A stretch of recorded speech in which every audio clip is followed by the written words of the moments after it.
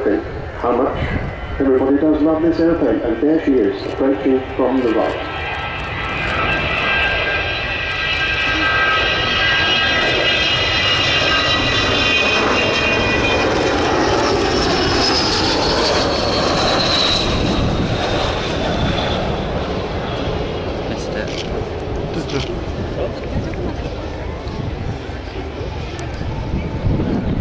Now, if you were expecting a very loud noise from the Vulcan, well, she can sneak up on you as well. But when they turn on the taps on those four big Olympus engines, I think you'll probably hear.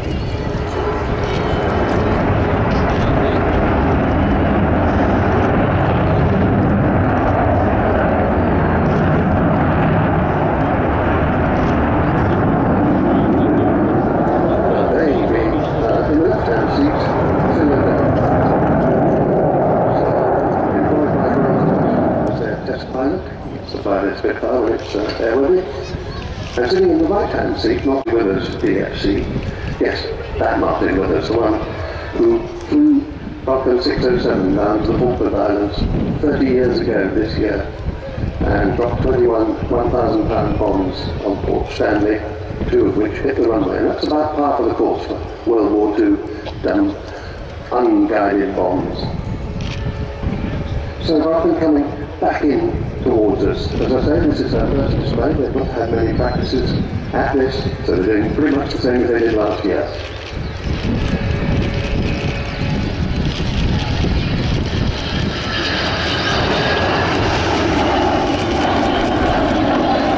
The airplane was first flown out.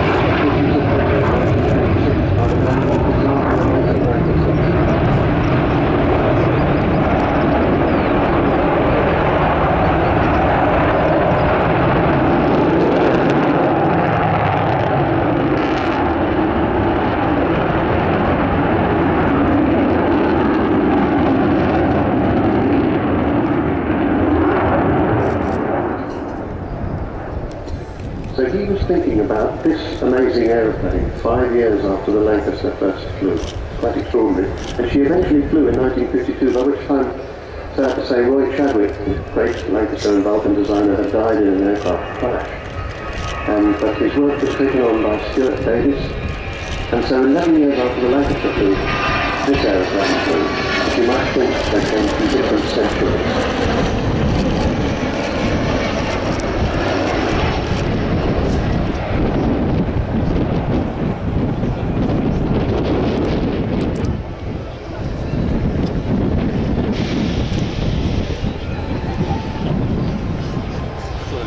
The longest bombing range in history, 7,760 miles, which is further than from here to Santiago in Chile.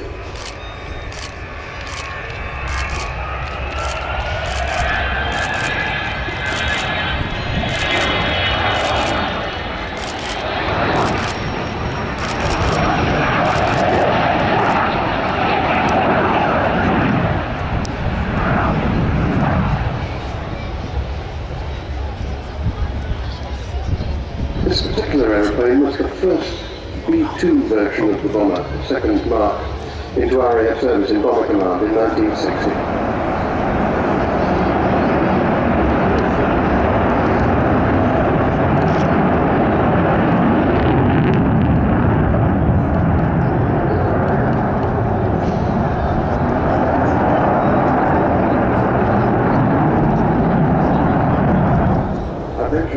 Martin Withers sitting in the right-hand seat and Phil Adele sitting in the left-hand seat. The third man of the crew is the Air Electronics Officer, Harry Macefield, a very important man in the Vulcan crew. He runs all the electrics, sometimes known as the electric bomber, very complicated electrics in the aircraft. And during operational days, we've had 2 navigators as well. One radar navigator, one plotter navigator.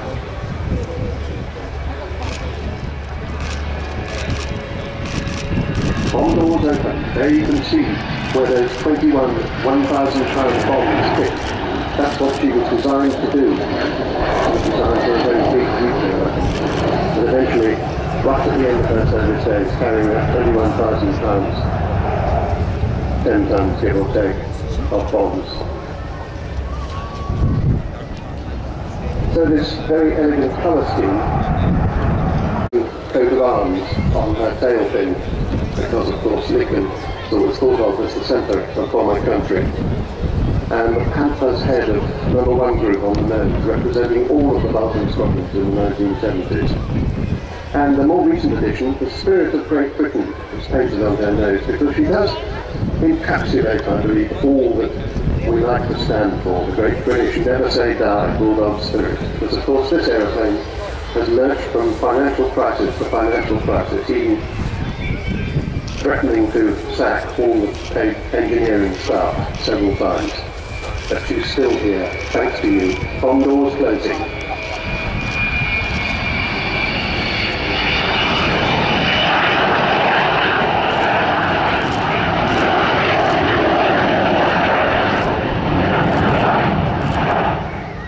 So we talked about the two saviours of this airplane, David Vulcan, who brought originally, and Robert Fleming, who has stayed as the boss of the Vulcan to the Sky Trust.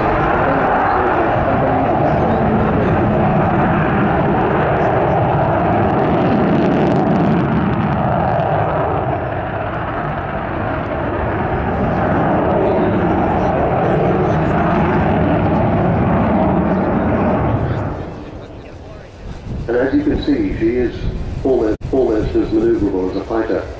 In fact, in the very early days of her displays, at the very early Farnborough days, the first time she was ever seen in public wasn't very long after her first flight in the break. Really thought the test pilot rolled her completely round in a small barrel roll that looked pretty much like a slow roll. And everybody thought that a bomber couldn't do that. But he showed that it could. And incidentally, she doesn't have the big kind of control yoke that large aircraft normally have. Each pilot has a single fighter type joystick to control it.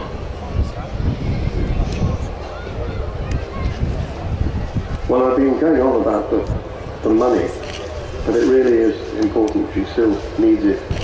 And when she's down, she will be positioned by the Vulcan village in the Cold War exhibition off to the right-hand end of the display line. To be able to pick it out, the shielded air, you should please go down to the Vulcan village and make yourself known. They'll be really happy to see you. All sorts of systems to power and ways of supporting the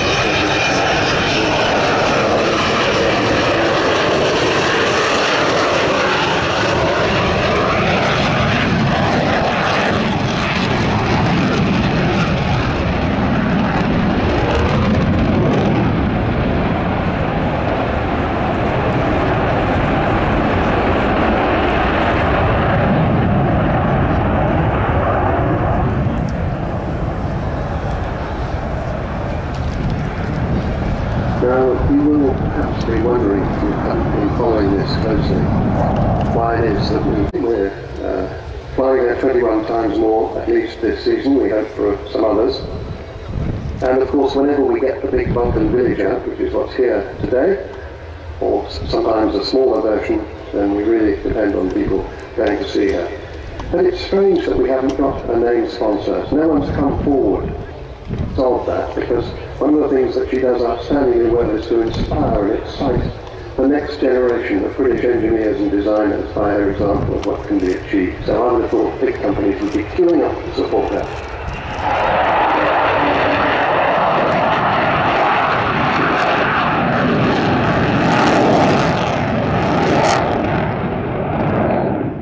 And there it was, if you've not heard it before, that was the famous Vulcan hull. All sorts of theories as to why that happens. I don't think anybody really knows. But anyway, it's a unique Vulcan sound with the four Rolls-Royce Olympus engines, about 16,000 pounds of static thrust each.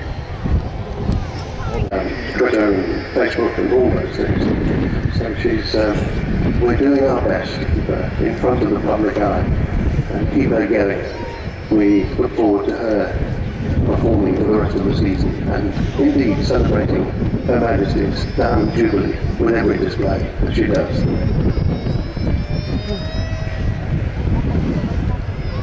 Just about to touch down. She does have a big braking parachute, but I suspect she won't use it here on this 10,000 foot runway. She doesn't need to.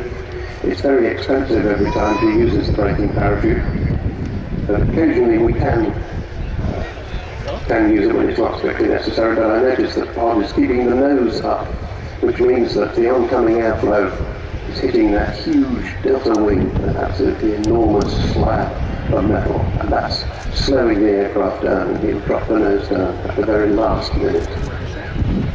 There's the nose wheel coming down, all 18 wheels down on the ground. The Vulcan has landed.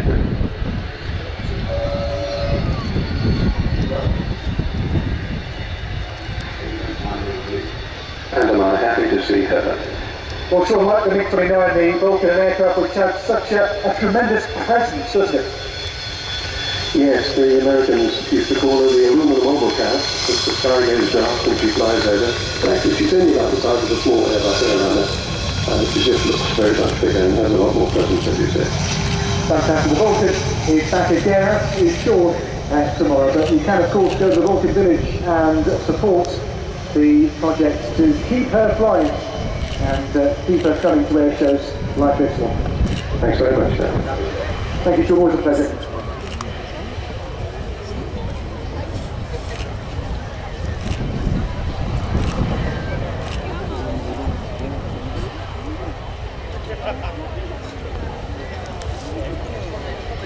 Well, the next item we have in the display will be a large helicopter from the Royal Air Force, the Chinook display from Royal Air Force Odeon. And to talk you through their display will be Lieutenant Kyle Thomas, and he'll be the next voice you hear.